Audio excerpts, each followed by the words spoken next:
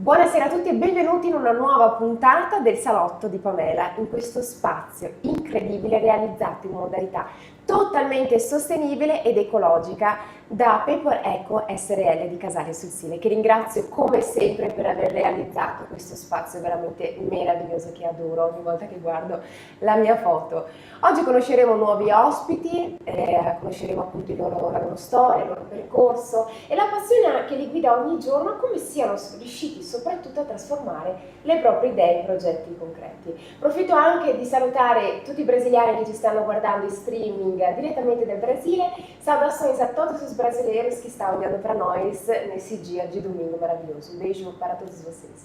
Bene, partiamo con la presentazione degli ospiti. Come prima ospite ho Elisa Orlando di Elisir Massaggi Olistici, che si occupa anche di Reconnective Healing, quindi approfondiremo anche su questo discorso e soprattutto anche pensato una professionista del benessere che ha trasformato la sua passione in una missione, quello di aiutare tantissime altre persone a trovare equilibrio con se stesse, armonia e connessione, no? Buonasera. Buonasera Pamela, grazie. Grazie a te di essere qui con noi. Poi come secondo ospite abbiamo Roberto Morosin, titolare di Roni Marmi, un'azienda specializzata nella lavorazione del marmo e nel granito, nei piani di cucina, rivestimenti, scale, materiali ceramici e molto altro ancora. Buonasera Pamela. Buonasera. Grazie. Anche a te Roberto. Poi abbiamo Gigliola Bella Libera, direttore dell'Associazione Italiana del Clubs WIG-WAM, con decenni di esperienza per migliorare il mondo, diciamo, a livello locale. Buonasera Pamela. Anche a te Gigliola. Partiamo con la prima domanda ad Elisa, poi comunque conosceremo tutti gli altri ospiti. Elisa, intanto partiamo dall'inizio, no? Che mi piace un po' sapere la tua storia, di come è nato anche il tuo percorso e soprattutto anche come sei riuscita a far parte di questo percorso del mondo del benessere per poter aiutare tantissime altre persone, no? Sì, grazie Pamela. Allora, io definirei il mio percorso prima umano e poi professionale, infatti. Questo perché ho lavorato per tantissimi anni come impiegata in aziende private, ma avevo dentro questa sensazione di essere fuori posto, proprio perché cercavo una modalità per poter portare, dicevo, amore agli altri e quindi benessere agli altri, però non sapevo esattamente cosa e come. Ecco che in questo percorso, in maniera totalmente casuale, mi sono imbattuta nella Reconnective Healing. Innanzitutto quindi ricevendo io una seduta su di me, quindi da cliente, e devo dire che quello è stato il momento di svolta, perché la mia vita è cambiata completamente, o meglio ero io che ero cambiata rispetto alla vita. Certo. Mi sono resa conto quindi con il passare dei giorni, delle settimane, di quanto i cambiamenti fossero tangibili e mi sono trovata una persona fiorita, posso dire, quindi centrata, molto sicura. Addirittura soffrivo d'ansia e si è attenuata tantissimo fino a quasi sparire. Avevo sfoghi psicosomatici che sono spariti, quindi diciamo che la sensazione meravigliosa in quel momento era stupore, ma anche una certa perplessità, perché mi sono domandata come una meraviglia del genere non potesse essere famosa qui da noi o comunque alla portata di tutti. È un trattamento molto famoso all'estero ma poco in Italia, quindi ecco, questa è diventata poi la mia missione. Sì, ma piano piano si sta facendo conoscere, no? Sì. Perché adesso ne sento un po' più parlare di questo Reconnective Healing. E per chi non sa dall'altra parte, vuoi spiegarci magari cosa significa? Certo, assolutamente. È un ribilanciamento energetico che ci rimette in bolla dal punto di vista fisico, emotivo e spirituale contemporaneamente. Quindi diciamo che ogni seduta è assolutamente unica, in quanto ogni persona è unica e prenderà la forma di un vestito su misura per ciascuno. Non mettiamo limiti a ciò che può avvenire effettivamente. È di origine americana e dobbiamo la scoperta al dottor Eric Perler, quindi uomo di scienza, un chiropratico. E per chi fosse curioso e volesse appunto andare a fondo, ecco, ci sono 3 libri sulla Reconnective Healing e Reconnection disponibili in libreria.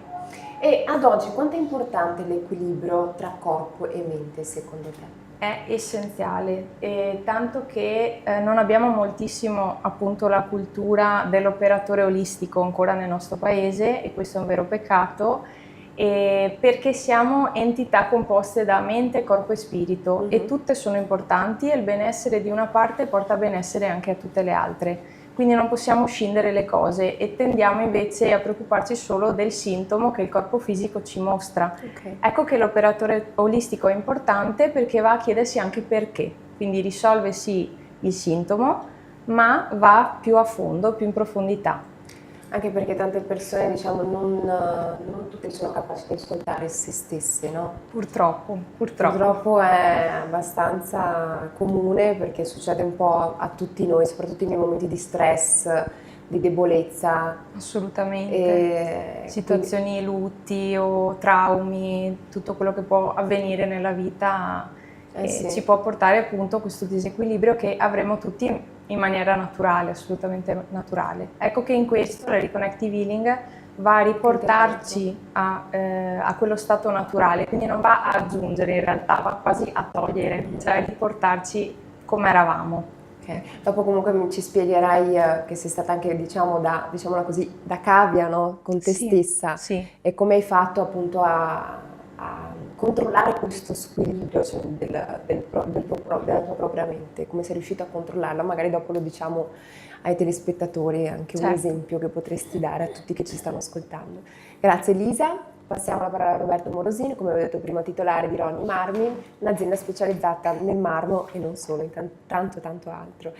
Partiamo un po' dall'inizio Roberto, come nasce Ronnie Marmi? Allora, Ronnie Marmi, che non si chiamava Ronnie Marmi, nasce nel 1959 tra tre soci, insomma tre anche parenti, quindi tra mio nonno, mio zio e mio padre decidono appunto agli albori degli anni 60 di fare dei manufatti in marmo, quindi molto legati all'idea diciamo dell'edilizia, quindi dei davanzali, delle scale, perché in quegli anni sarà sostanzialmente il boom economico. Nascono comunque con una mentalità già diciamo abbastanza mirando già a un qualcosa di qualità e non di quantità, e così si sviluppa sostanzialmente l'azienda. Poi negli anni 70 i due soci rimangono mio padre e mio zio, sempre con l'aiuto di mio nonno, e da lì in poi la cosa interessante è che diventa Ronnie Marmi perché mio padre aveva me come figlio, io sono del 71, Roberto, e Nicoletta mia cugina, e quindi decidono di mettere il nome Ronnie, RO.NI, e quindi diventa il nome dell'azienda che rimane tuttora. L'azienda si è sviluppata negli anni, però sempre con un concetto di bottega artigiana, quindi non si è mai sviluppata in maniera industriale, quindi sostanzialmente un abito sartoriale e abbastanza trasversale, nel senso che qualsiasi manufatto in marmo, in granito e adesso in qualche materiale ceramico può essere sviluppato. Può essere sviluppato perché noi non abbiamo listini, non abbiamo un catalogo, abbiamo delle semplici foto di cosa abbiamo fatto, quindi una sorta di book fotografico, e poi i nostri clienti sono molto trasversali, adesso sono molto trasversali, quindi sono dall'architetto al designer, al privato che decide di fare qualcosa a casa, e quindi non abbiamo neanche un target preciso di eventuali committenti, sono un po' tutti. E quali sono ad oggi le richieste, diciamo, quali sono le lavorazioni più richieste ad oggi? Allora, le lavorazioni più richieste ad oggi sono, essenzialmente sono i piani cucina.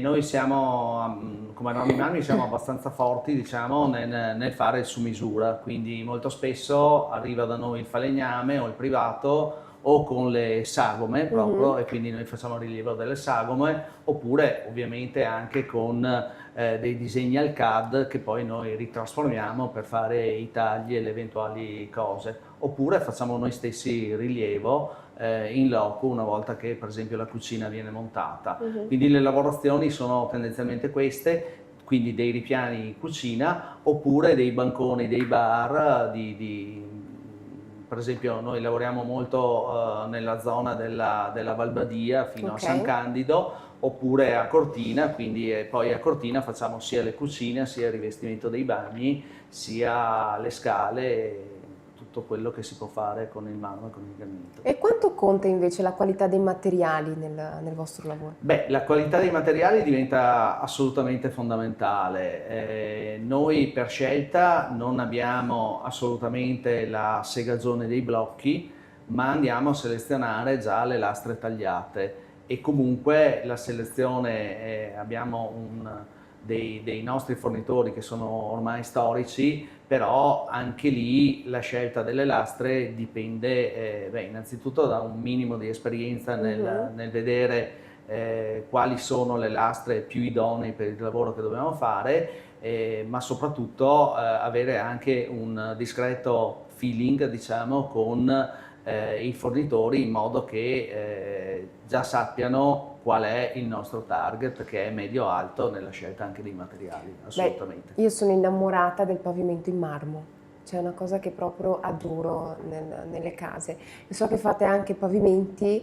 Sì, facciamo anche dei pavimenti, e anche lì è rimasto proprio il concetto della bottega artigiana, nel senso che abbiamo per esempio consegnato l'anno scorso una pavimentazione abbastanza grande a Cortina, dove venivano prese dei materiali, venivano passati e ripassati su alcune macchine, però poi le sbrecciature venivano fatte a mano, venivano consumati come se fossero delle piastre di vecchio stampo, venivano consumate a mano e venivano rifinite a mano, proprio per dare quell'idea delle vecchie mattonelle che c'erano presenti negli edifici antichi. E quindi questa cura nei particolari ci porta ad essere un attimo proprio sartoriali in quello che facciamo. Sì, quindi voi comunque non usate macchinari? Allora, abbiamo dei macchinari tecnologicamente molto avanzati, quindi usiamo per esempio anche rilievo al CAD, la trasformazione di certi disegni con il CAD-CAM, eccetera. Una delle macchine che abbiamo installato l'anno scorso è una macchina tecnologicamente avanzata, che la usiamo per, diciamo, scherzare, per arrivare a un punto di finitura, però poi le finiture necessariamente e volutamente sono fatte a mano. Che è il vostro punto forte, soprattutto anche perché siete amati dai clienti proprio per la tradizione e l'artigianalità che mettete sul vostro lavoro. A me piace definire Ronnie Marmi come una sartoria, nel senso che facciamo il progetto su misura, e mi piace definirla come una bottega artigiana di rinascimentale memoria. Perfetto, grazie mille Roberto. Dopo comunque passeremo alla seconda tranche. Adesso conosciamo Gigliola Bellalibera, direttore dell'Associazione Italiana Clubs Wigwam, decenni di esperienza per migliorare il mondo a livello locale. Scusami per l'accento, purtroppo ho l'accento portoghese, brasiliano, italiano, questo l'inglese mi manca, però complimenti per il nome. Già il nome è un qualcosa in più, un qualcosa di unico, che questo è importante. Gigliola, vogliamo conoscerti un po', no? Come nasce questa tua associazione? Allora, Wigwam nasce un po' di anni fa, quindi negli anni 70, e voglio ricordare 3 eventi che hanno caratterizzato la nascita, diciamo, di questa associazione, che è un'associazione che è partita da un gruppo di giovani, da più gruppi di giovani, ma accomunati da uno stesso ideale. Il primo che voglio ricordare sono i campi di rimboschimento, quindi negli anni 70 c'era la necessità e il bisogno di andare a riportare le piante in montagna, e questo sono stati una serie di eventi che hanno raggruppato più di 3.500 giovani che venivano assunti e con il piccone andavano a piantare gli alberi. E questo è stato, per chi lo ha fatto, le testimonianze che ci sono arrivate, È stato un qualcosa di concreto dove immancabilmente le diversità sia di ideologie politiche che di estrazione sociale sono state completamente annullate per poi ritrovarsi soprattutto alla sera stanchi ma vicini e soprattutto aver condiviso un momento così importante della giornata. Felici soprattutto. Un altro evento è stato, siamo in Veneto, la battaglia per la chiusura delle cave, quindi dei Colli Euganei, anche qui anni 70, e diciamo che se non ci fosse stata quella battaglia probabilmente il profilo quando guardiamo quella zona dei Colli Euganei sarebbe completamente diverso. Però insomma grazie all'attivismo dei giovani che c'erano e alla sensibilità dimostrata per questo ambito ha portato sì che la legge che magari conosciamo che è la Romanato Fracanzani è stata la prima legge di tutela ambientale del 71 che poi ha fatto scuola a molte altre leggi in questo ambito. E l'altro aspetto riguarda l'agricoltura, quindi la possibilità di coltivare senza veleni ed era una cosa, magari adesso sono argomenti molto alla portata di tutti, diciamo che 50 anni fa non lo erano. E diciamo che questi 3 eventi hanno fatto sì che si radicasse soprattutto in alcuni giovani, perché non era così per tutti, la voglia di far qualcosa dal basso, quindi di non essere solo spettatori ma di essere anche protagonisti del proprio territorio. Questo ha fatto sì che ha preso forma questa unione tra giovani, quindi è un'associazione che ha sede in Veneto, nasce in Veneto e ha sede in Veneto, diciamo qui è stato il focolaio perché poi si è diffusa. E il nome che spesso induce in errori di pronuncia o non si fa capire bene le origini, rappresenta proprio la capanna dei nativi americani dei Grandi Laghi, quindi una capanna, non una tenda, questo a significare il senso della comunità, ovvero quel luogo dove giovani e anziani stanno insieme sotto uno stesso ambiente e parlano e affrontano le criticità, i racconti e anche le memorie e le testimonianze. E cosa significa invece per lei essere parte di questa associazione ad oggi? Allora, per me significa avere la possibilità di migliorare un pezzettino ogni giorno quello che è il mondo che mi circonda e cercare di lasciare a mia figlia un ambiente, diciamo, un po' diverso da quello che ho trovato io. E quindi l'impegno che metto io, ma come tanti altri soci dell'associazione, è proprio quello, ritornando anche al principio di chi l'ha fondata, di non restare lì a guardare, a lamentarsi e criticare, ma di fare qualcosa, un pezzettino, e dimostrare che se si vuole si può fare. E qual è stato invece per lei il cambiamento più significativo che, diciamo, avete visto tutti insieme nella comunità locale? Allora, io non sono da tanto tempo nell'associazione, ma quello che ho visto è stato proprio negli ultimi anni, quando abbiamo diciamo introdotto o comunque ci è venuta l'idea di proporre uno strumento che si chiama Premio Wigwam Stampa Italiana e che prevede il coinvolgimento degli under 25 attraverso la scrittura di un testo. Allora già parlare di scrivere un testo ai giovani d'oggi è già un po' critica impegnativo. Immaginiamo proprio anche un articolo di giornale, perché Stampa sta proprio a indicare questo. Però lì abbiamo visto che c'è stato un cambiamento, perché quella colla che mette insieme gli under 25 e gli over 25, dove c'è chi ha bisogno di avere informazioni e di trovare il proprio spazio anche da protagonisti, dall'altra parte troviamo le persone che hanno la conoscenza, la competenza, la memoria storica, quindi anche degli over 65. E attraverso questa scrittura si riesce a far dialogare, quindi a riprendere anche il dialogo intergenerazionale che purtroppo non solo il Covid ha segnato, ma per una serie di motivi si va sempre a portare meno attenzione a questo aspetto, ma perdendo una sorta di conoscenza di territori che non troviamo nei libri, ma che se non tramandiamo va perduta. È vero, è vero. Va bene, grazie mille Gigliola per averci dato appunto queste pillole della sua conoscenza. Noi ci fermiamo un attimino, voi rimanete ancora lì che ci fermiamo qualche secondo. A tra poco.